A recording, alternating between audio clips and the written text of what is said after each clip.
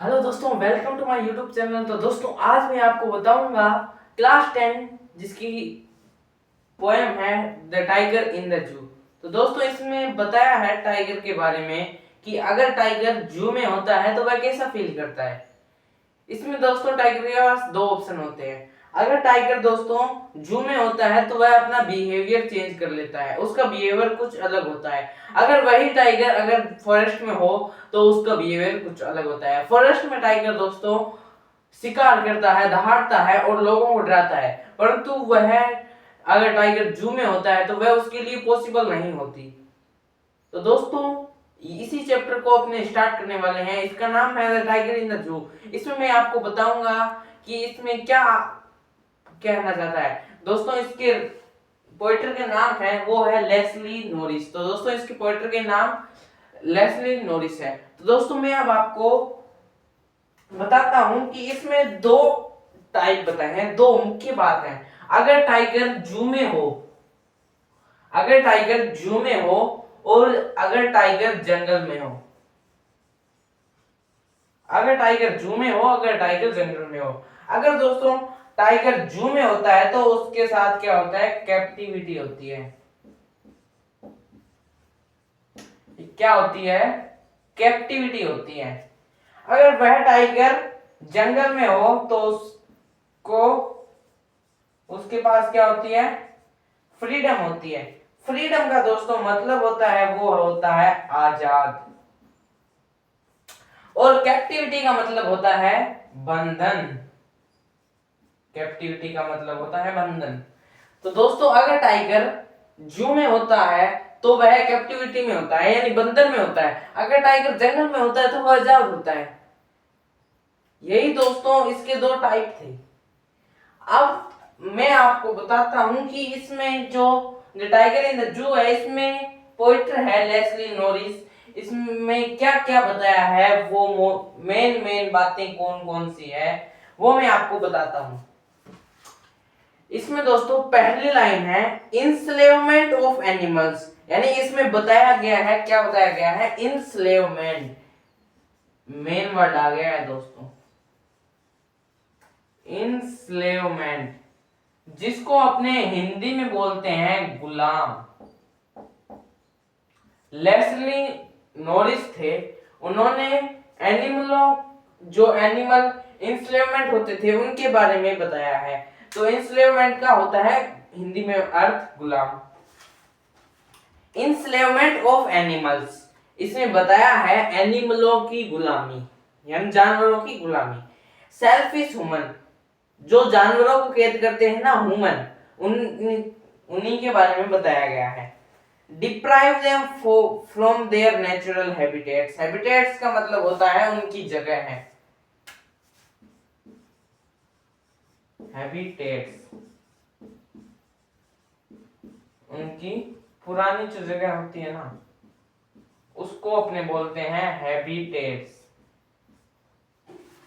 अब इसमें habitats, pathetic life of animal in the zoo. Pathetic का मतलब होता है दोस्तों तरस, पैथेटिक, जिसको अपने हिंदी में बोलते हैं तरस।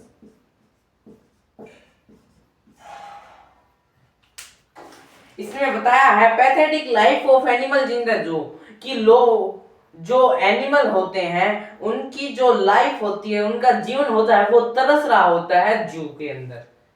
ये दोस्तों इसमें बताया है। क्या क्या पढ़ा आपको मैं एक बार फिर से बता देता हूं। इसमें बताया गया है इंस्लेवमेंट ऑफ एनिमल्स, यानी जो जानवरों की गुलामी, इसके बारे में बताया है। जो मानव होते हैं, ह्यूमन होते हैं, वो उनको कैद करते हैं जू में, और जो एनिमल होते हैं वो हैबिटेट्स से खत्म हो जाते हैं, जो उनकी पुरानी जगह होती है उनसे वह हट जाते हैं।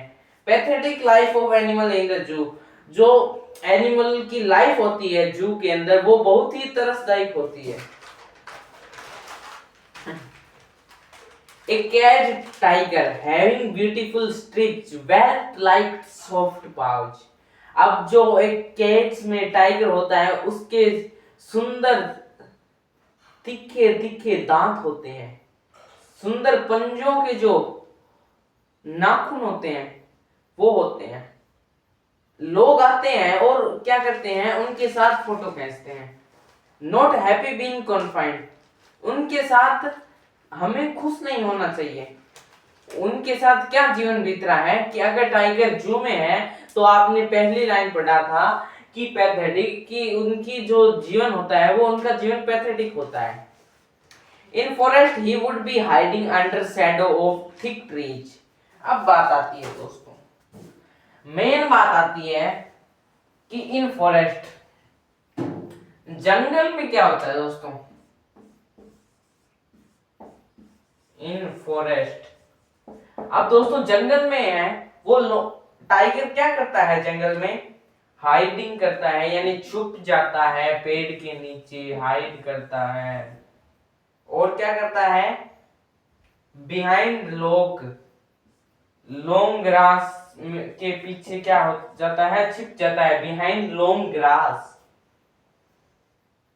नेक्स्ट है नियर ए वाटर स्ट्रीम, कि जो पानी का जो झरना होता है उसके पास होता है वाटर स्ट्रीम।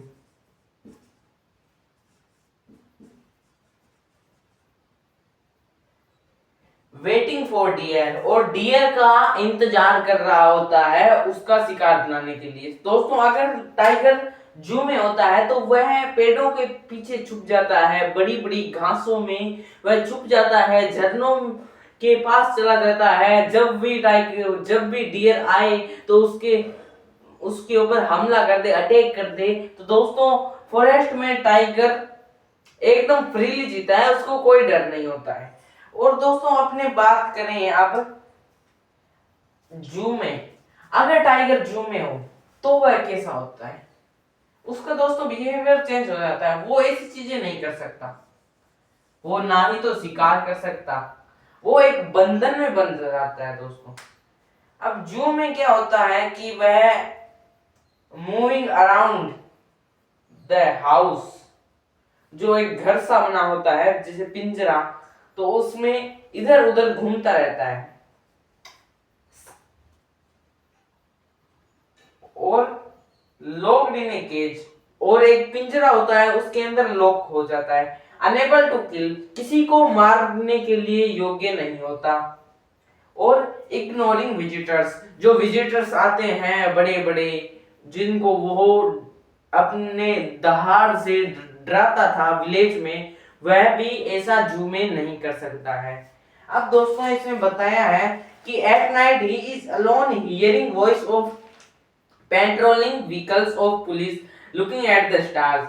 जब दोस्तों रात होती है तो वह लोयन है, वह जो पेट्रोल की गाड़ियां होती हैं उनको देखा करता है, चांद होते हैं उनको, सितारों को देखा करता है। दोस्तों कभी आपने गैस किया है कि आप एक टॉर्च लेना और कोई भी आपके पास पेट होगा घर पे, उसके अपने जो जो प्रकाश है उसको अपने पेट के सामने करेंगे तो वो पेट की आंखें ऐसे चमकने लग जाती है। तो दोस्तों वैसे ही इसमें बताया गया है कि जो लोयन है, टाइगर है, उसकी जो आंखें हैं वो स्टार जैसी चमकने लग जाती है। दोस्तों यही अपना चैप्टर होता है the tiger in the zoo खत्म।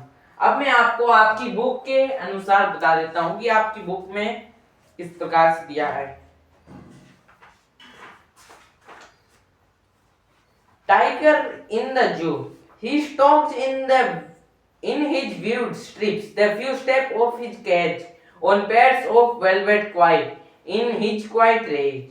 He should be lurking in shadow, sliding through long grass near the waterhole where plump deer passes.